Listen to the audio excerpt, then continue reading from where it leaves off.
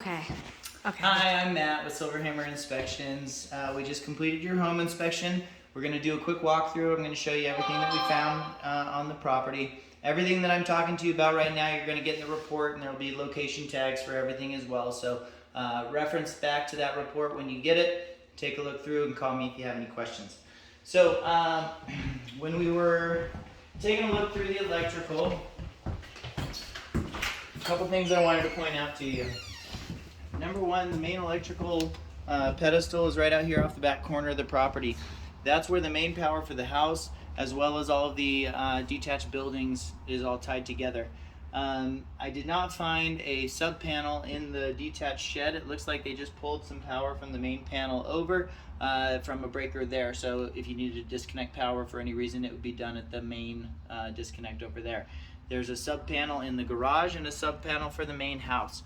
The main house sub panel looked fine. Everything was done appropriately. It looks like all the original wiring for the home. The panel for the guest house we did write up because the grounding for the panel seems to be insufficient. So I am recommending that we have an electrician come out, take a look at how they hooked up the neutrals and grounds in there, and make any adjustments that might be necessary, just for safety's sake.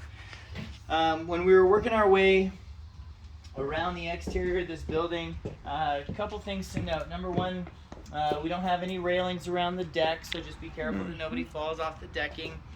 Most of the decking around the property is pretty worn by weather exposure. It got painted, sometime in the last couple years, so it's not, disintegrating on us, but it has definitely been worn in the past, and it'll need some maintenance in the future. Out in the yard, they took pallets and pieces of wood and everything and just kind of laid them into the dirt for pathways.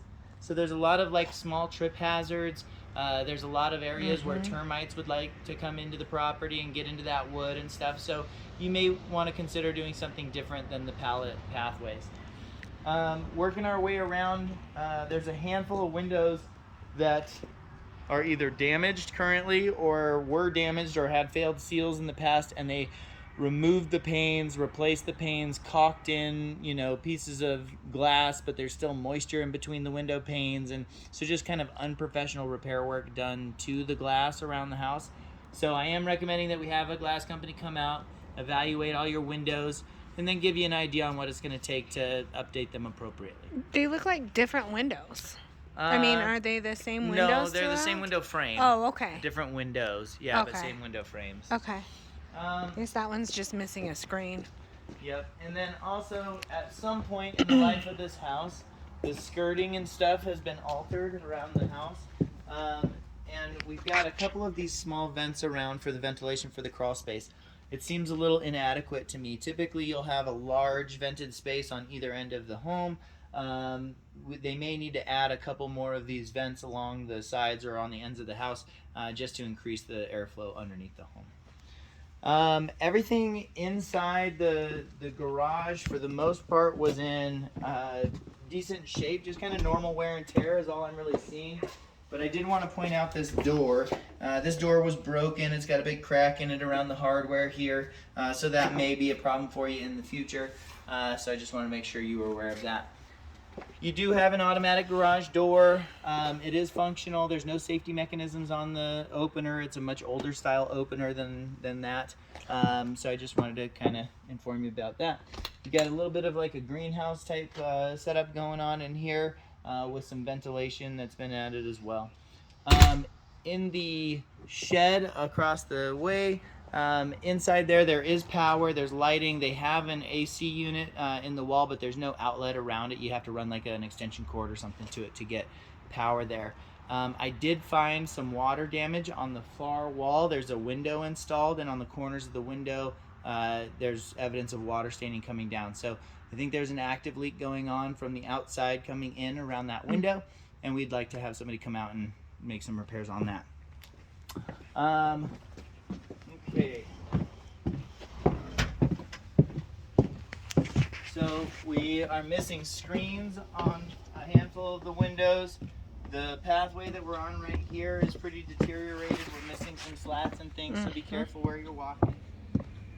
We've got a little bit of vegetation that's starting to overhang the roof that you'll want to make sure stays trimmed back so we don't end up with any damage to the roofing materials. On the front side of the building here, this decking, again, just kind of weathered from past exposure, but it has been painted in the last few years, so it's not in terrible condition, but it's going to need some maintenance in the future. They added this little roof structure here to the side of the manufactured home, and it's not self-supporting its own weight, which is atypical, which just tells me that somebody probably added it without permitting the front patio. It was probably a landing. We noticed that the roof was probably added because we noticed that the stem wall, the concrete, yeah. I'm sure it was set up originally for a landing, and then they added this over time. Okay. Yeah. Okay. Probably about the same time they did all the skirting work. Okay. Okay. When we were going through the sub panel inside the house, we found a couple of pointed sheet metal screws being used to hold the dead front cover on, which is dangerous because you can accidentally poke into a wire and electrocute yourself. So those should just be swapped out with regular sheet metal screws. The door here at the front entryway is both hanging out of square, and the hardware for the deadbolt is no longer functional. Okay. So this door needs a little bit of repair work. That's probably why they told us not to lock the front door. Probably. Windows, screens. So there was a couple areas on the exterior where the paint is in need of some touch up and stuff. So we kind of pointed a few of those areas out for you. And then on the back side of the small shed in the back corner of the property, there are 2 trees on the back side of the shed that are growing within maybe 5 inches of the shed. So as those grow up and expand, they will probably start making contact with the shed. So you may want to cut. Is that the one with the power right here? Or is there another shed? No, okay. This one. Okay. So the trees on the back side of the shed got it. and the front side right here. Right, just they're just right super next close. To the shed, Okay. Yeah. So we just kind of wanted to warn them about it. Okay. The gate between the well house and the shed needs to be adjusted. It kind of drags and doesn't operate appropriately. Okay. And the fencing along this side is just kind of strapped up to the buildings. It's not really installed very well. Okay. So it's kind of more like temporary fencing than anything. Okay. When we were down underneath the crawl space, we found a little bit of falling insulation that just needs to be resecured up underneath the belly of the home. In the master bathroom, the door that goes into this bathroom is binding on the jamb. So, excuse me. When you go to close this door, right here, it's making contact with the casing already, so it's under tension. Okay. So this door needs to be adjusted so that it closes appropriately, and the fan in here is very noisy. All of the closets have had their sliding closet door systems removed, so we're recommending replacing any closet doors or storage systems that have been removed from the home. The carpets are kind of old and dingy and just stained up and stuff from past wear and tear. Mm-hmm. But the laminate itself in the rest of the house looks like it's in pretty good shape. We have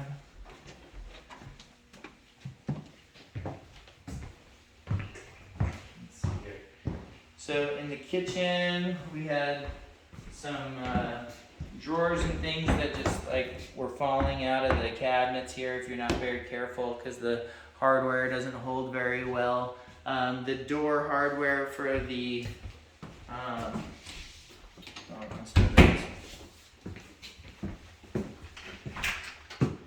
it was this one. So the deadbolt doesn't line up with the striker plate. You have to pull back on it and get it to line up. So it just needed a little bit of adjustment on that striker plate. That's what we're talking about there. There's a handful of areas of common cracking noted in the drywall and the paneling and the ceiling. Most of the home you'll see has panels with these strips on it. Certain areas like the dining room and the living room, they pulled those strips, textured over the walls, and then kind of finished it out that way. So we're seeing a little bit of the cracking and stuff in the areas where the strips were removed, but those are all common things to find in that situation. The subfloor running through the living room has a pretty significant dip in it right here. There's a spot where it kind of comes down and then it starts coming back uphill right here. Okay. So, not really sure what was going on underneath there. When we were looking at all the framing and everything, all of our posts and piers are all in contact appropriately. So there may have been something that damaged the subfloor here in the past before they laid down the new flooring.